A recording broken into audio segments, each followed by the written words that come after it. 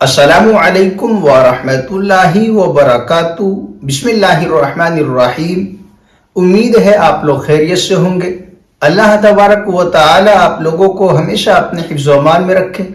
پچھلے 2 دنوں سے لگاتار ہمارے سبسکرائبرز آڈینس ہمیں کال کر رہے ہیں اور بہت سارے لوگ واٹس ایپ پر پوچھ رہے ہیں حضرت پرسوں 22 رجب ہے، 22 رجب کو ہمارے گھر میں، ہمارے شہر میں، ہمارے علاقے میں کنڈا منایا جاتا ہے، اس کی حقیقت کیا ہے؟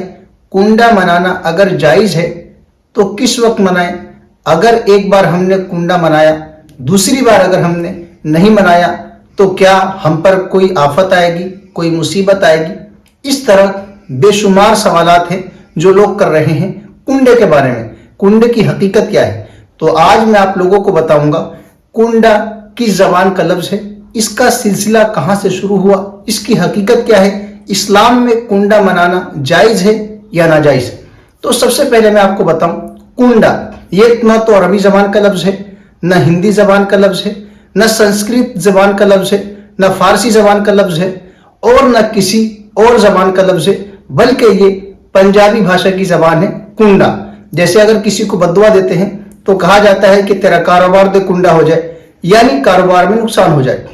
تو کنڈا جو ہے 1906 میں لکھنؤ میں رسم شروع ہوئی اور جب سے ہمارے ملک ہندوستان میں منایا جاتا ہے۔ اگر شریعت کی روشنی میں دیکھا جائے تو نہ تو اس کا ثبوت انبیاء علیہم السلام سے ملتا ہے، اور نہ صحابہ سے، نہ تابعین سے، نہ تبع تابعین سے، نہ بزرگان دین سے، اور نہ اولیاء کرام سے۔ اسی طرح جتنے نیک لوگ گزرے ہیں، چاہے وہ فقہ حنبلی کے ہوں، امام ابو حنیفہ ہو، امام شافعی ہو، امام مالک ہو، امام احمد بن حنبل ہوں، علامہ ابن تیمیہ ہوں، علامہ ابن قیم ہوں، اسی طرح جتنے اولیاء کرام گزرے ہیں، جتنے ہمارے اسلاف ہیں، سلف و خلف، کسی میں اس کا ثبوت نہیں ملتا اور کسی نے کنڈا نہیں منایا۔ یہ ایک رسم ہے۔ اگر اس کا دیکھا جائے تو سلسلہ یوں شروع ہوا کہ ایک لکڑہارا تھا، اس کو عدالت میں پیش کیا گیا تو جج نے کہا کہ تو نے قتل کیا ہے، تو قاتل ہے۔ اس کے ہاتھ میں ایک کپڑا تھا، اس نے یوں پکڑ رکھا تھا، تو فوراً کہا جاتا ہے کہ وہ ایک سر بن گیا، یعنی انسانی سر۔ تو اسے کہا جج نے کہ تو جو ہے قاتل ہے، تو فوراً اس کی بیوی نے جب کنڈا منایا، یہ جو کھانے پینے کی چیزیں منائی اور اس کے بعد کھایا، تو وہ فوراً جو ہے اپنی حالت پر لوٹ گیا، وہ بچ گیا۔ تو جب سے یہ کنڈے کی رسم شروع ہوئی، اور یہ اس کا نہ تو آدمی کا نام پتا، نہ یہ پتا یہ کہاں کا رہنے والا ہے، اور نہ یہ پتا کہ یہ واقعہ کہاں کا ہے، تو اس کا کوئی شریعت سے کوئی ثبوت نہیں ہے، یہ ناجائز ہے۔ بہت سارے لوگ امام جعفر صادق سے ان کو جوڑتے ہیں، امام جعفر صادق رحمۃ اللہ علیہ سے جو ہے جوڑتے ہیں کہ انہوں نے کیا، اور اس سلسلے میں ان کی یاد میں تو میں آپ کو بتا دوں، امام جعفر صادق رحمۃ اللہ علیہ کی نہ تو 22 رجب کو پیدائش ہے، نہ ان کی وفات ہے، کوئی لینا دینا نہیں۔ بلکہ اگر دیکھا جائے تو امام جعفر صادق رحمۃ اللہ علیہ کی پیدائش شعبان کے مہینے میں ہے اور وفات شوال میں ہے۔ تو یہ خامخواہ کی بات ہے کہ امام جعفر صادق رحمۃ اللہ علیہ کے سر تھوپا جاتا ہے اور ان سے منسوب کیا جاتا ہے، یہ بالکل غلط ہے۔ اسلام میں اس کی کوئی حقیقت نہیں ہے۔ تو میری آپ لوگوں سے گزارش ہے، 22 رجب کا جو کنڈا ہے، اس کا اسلام سے کوئی لینا دینا نہیں ہے، آپ نہ کریں اور دوسروں کو روکیں، خود بھی رکیں، دوسرے کو روکیں، اس لیے کہ ہر بدعت گمراہی ہے اور گمراہی جہنم میں لے جانے والی ہے۔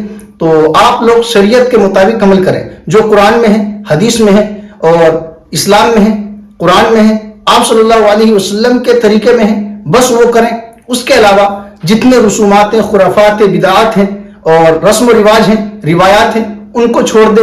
یہی ایک مسلمان کی ذمہ داری ہے۔ میری آپ لوگوں سے گزارش ہے، اگر کوئی کہے کہ یہ جائز ہے، یہ بنانا چاہیے، اس سے کہیں ثبوت لاؤ۔ میں آپ لوگوں سے کہتا ہوں، اگر یہ جائز ہے آپ ثبوت لائیں، میں آپ کو 20,000 روپے دوں گا، منہ مانگی رقم دوں گا۔ نہ تو اس کا ثبوت قرآن میں ہے، نہ حدیث میں ہے۔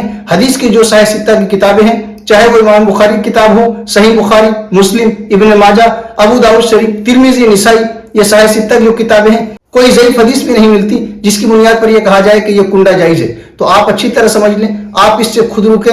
یہ ایک رسم ہے، ایک بدعت ہے جو 1906 میں لکھنؤ سے شروع ہوئی اور اب تک لوگ کر رہے ہیں جہالت کی وجہ سے۔ اس کا نہ تو کوئی دین سے لینا دینا ہے اور نہ اس کے کرنے پر ثواب ملتا ہے، بلکہ گناہ ملے گا۔ بہت سارے لوگ اگر یہ سمجھ کے کریں گے کہ یہ دین میں ہے، شریعت میں، اسلام میں ہے اور اس کے کرنے سے ہماری مصیبت ختم ہوگی، پریشانی ختم ہوگی، تو یاد رکھیں ایسا کچھ نہیں ہے۔